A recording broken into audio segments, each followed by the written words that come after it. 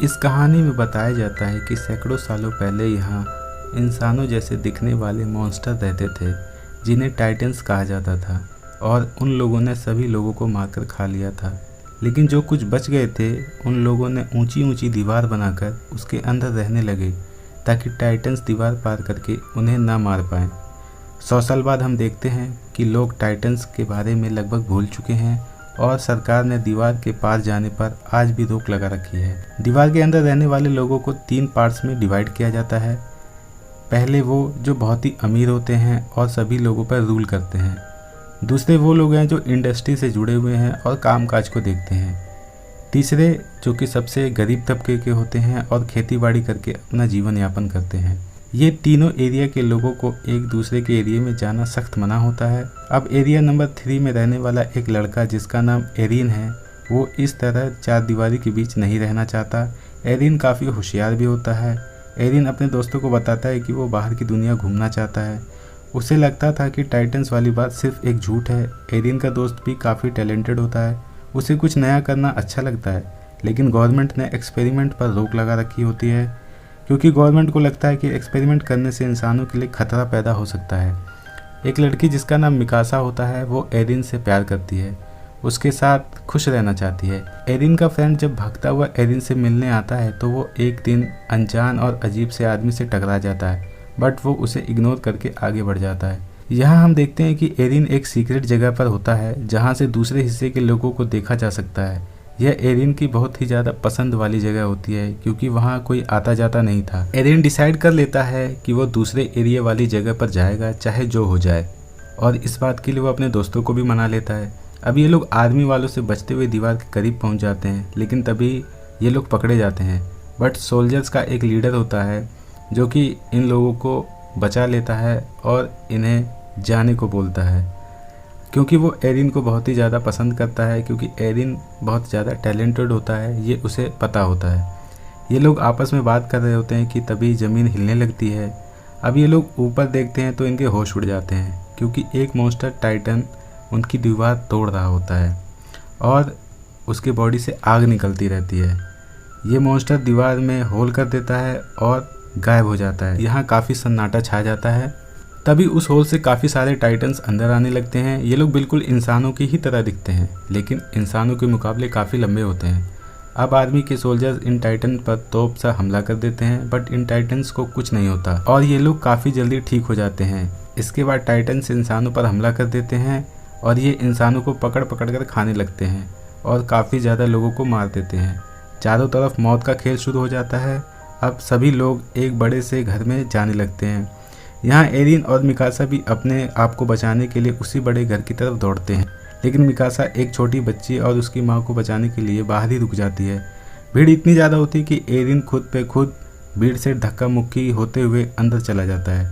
यहाँ मिकासा उस छोटे बच्चों के साथ बाहर होती है, तभी वहाँ एक टाइटन आता है और मिकासा और दोनों बच्चों को खा लेता है।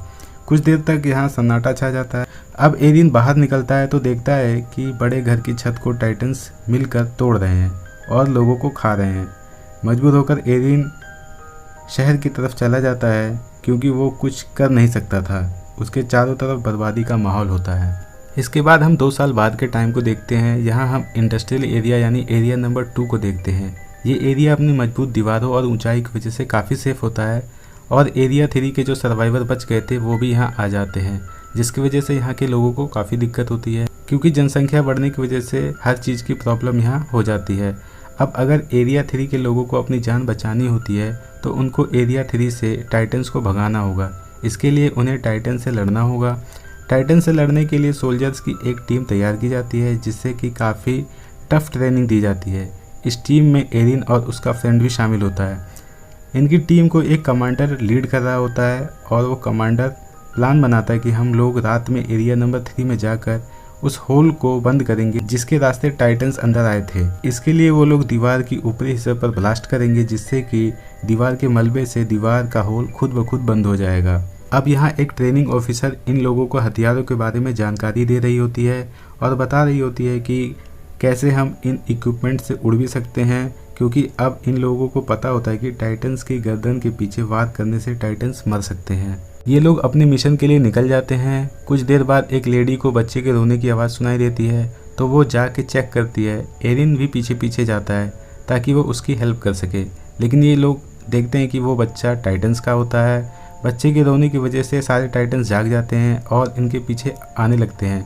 अब ये लोग चारों तरफ से घिर जाते हैं और इनका कमांडर हथियारों की गाड़ी के साथ वहाँ से भाग जाता है। तभी वहाँ एक माहिर शिकारी आता है जिसका नाम शिकीशिमा होता है। ये टाइटन्स को मारने में माहिर होता है। अब तक ये कई सारे टाइटन्स को मार चुका होता है। शिकीशिमा के साथ एक लड़की भी होती है जो कि अच्छी सोल्जर होती है, और ये कोई और नहीं मिकासा होती है। जी हाँ, मिकासा अब भी जिंदा होती है और उसे शिकीशिमा ने ही बचाया था। दोनों मिलकर टाइटन्स को मार डालते हैं, लेकिन मिकासा एरिन की तरफ ध्यान नहीं दे रही होती है। उसे बस अपना बदला लेना होता है। शिकीशिमा ने ही मिकासा को टाइटन से लड़ना सिखाया था और वो बोला कि अपने गुस्से को टाइटन्स के खिलाफ इस्तेमाल करो और इनसे डरो मत। टाइटन्स को हराने का यही सीक्रेट होता है। तभी वहाँ कमांडर आ जाता है। वह बोलता है कि उसने केव्स में एक्सप्लोजिव छिपा रखा था और कोई उसे चुरा न ले, इसीलिए वो वहाँ से भाग गया था। अब यहाँ लोग एक्सप्लोजिव को ट्रक में भर रहे होते हैं कि तभी वहाँ टाइटन्स आ जाते हैं। वो लोगों को खाने लगते हैं। तभी एक लेडी एक्सप्लोजिव से भरा ट्रक टाइटन्स के बीच क्रैश कर देती है, जिससे कि बहुत बड़ा धमाका होता है, लेकिन फिर भी टाइटन्स को कुछ नहीं होता है।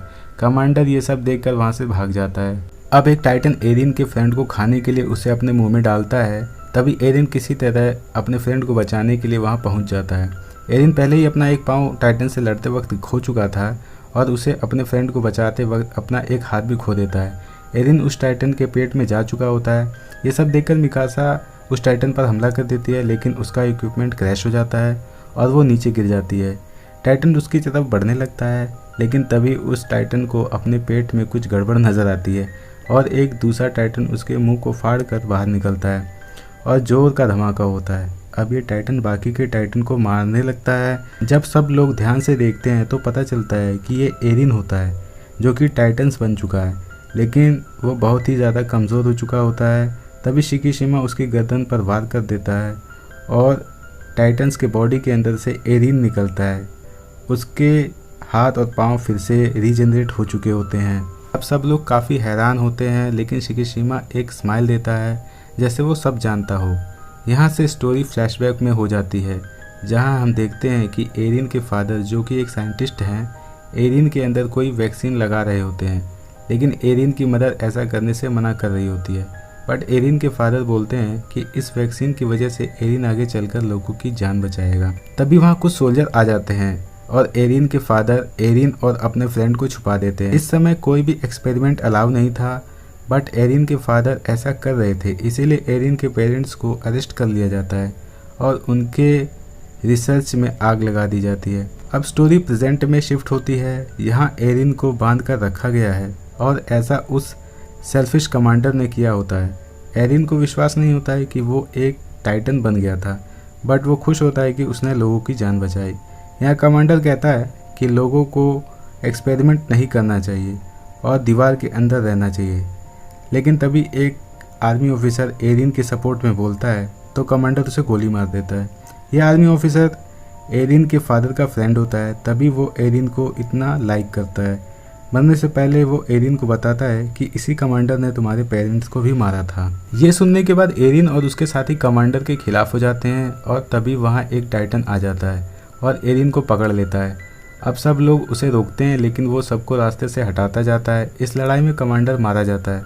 वो टाइटन्स एरिन को लेकर चला जाता है। एरिन के साथियों के साथ एरिन नहीं होता है, तो वो लोग प्लान बनाते हैं कि वो लोग एक्सप्लोजिव को लेकर एरिया नंबर 3 में जाते हैं ताकि अपना मिशन पूरा कर सके। इधर एरिन की आँख खुलती है तो वो एक अजीब से कमरे में होता है। यहाँ शिकीशिमा भी होता है और शिकीशिमा एरिन को बताता है कि टाइटन्स को किसी और ने नहीं बल्कि इंसानों ने ही बनाया है। टाइटन्स को एरिन के फादर ने ही आर्मी के लिए बनाया था, बट एक्सपेरिमेंट फेल हो जाता है और वायरस तेजी से फैला और इंसान टाइटन्स बनते चले गए। अब ये सिलसिला ऐसे ही चलता रहेगा क्योंकि टाइटन्स बिना खाए पिए भी जिंदा रह सकते हैं। शिकीशिमा एरिन को बताता है कि तुम कभी मर नहीं सकते और जब चाहे तब टाइटन बन सकते हो। वो एरिन को बताता है कि वो गवर्नमेंट के खिलाफ है। एरिन शिकीशिमा की बात मान लेता है और उसकी हेल्प के लिए तैयार हो जाता है। एरिन के साथ ही टाइटन से बचते हुए बम को ट्रक पर लाद कर आगे जाते हैं कि शिकिशिमा उन्हें रास्ते में रोक लेता है, क्योंकि उसका प्लान होता है कि एरिया नंबर 2 की दीवार को गिराया जाए ताकि सभी लोग टाइटन से लड़ने को तैयार हो जाएं और टाइटन्स को मारने के बाद गवर्नमेंट को भी खत्म कर देंगे। लेकिन एरियन को ये बात पसंद नहीं आती, क्योंकि ऐसा करने से बेकसूर लोग मारे जाते। तभी इन लोगों में लड़ाई होने लगती है और शिकिशिमा टाइटन्स में बदल जाता है और ये वही टाइटन है जो एरियन को उठाकर ले गया था। अब एरियन भी टाइटन बन जाता है और दोनों के बीच जमकर फाइट होती है। शिकिशिमा एरियन को काफ़ी चोट पहुंचाता है, लेकिन बाद में एरियन शिकिशिमा को हरा देता है और प्लान के हिसाब से बॉम्ब को दीवार के ऊपर वाले हिस्से पर ब्लास्ट कर देता है। तभी उन लोगों को पता चलता है कि वो कमांडर मरा ही नहीं था और वो कमांडर कहता है कि एरियन को मेरे हवाले कर दो, क्योंकि वो नहीं चाहता कि कोई और भी इंसानों की हेल्प करे। तभी एक लेडी कमांडर को तीर से मारती है और ये पता चलता है कि मूवी की स्टार्ट में जो मॉन्स्टर टाइटन दीवार में होल करता है वो कोई और नहीं, यही कमांडर होता है। कमांडर जेंट टाइटन में बदल जाता है। तभी शिकिशिमा एरियन की हेल्प के लिए मान जाता है और एक्सप्लोजिव को मॉन्स्टर के मुंह में डाल देता है और जोर का धमाका होता है, जिससे मॉन्स्टर टाइटन मारा जाता है और एक्सप्लोजन के मलबे से होल भी बंद हो जाता है। ये लोग मिशन पूरा होने से काफ़ी खुश हो जाते हैं और एरियन और मिकासा दीवार पर चढ़कर समुद्र देखते हैं और उनका सपना पूरा हो जाता है दीवार के दूसरी तरफ दुनिया देखने का। और इसी के साथ ये मूवी एंड हो जाती है। गाइस, वीडियो अच्छी लगी हो तो लाइक शेयर सब्सक्राइब ज़रूर करें। मिलते हैं फिर किसी इंटरेस्टिंग स्टोरी के साथ, तब तक के लिए टेक केयर।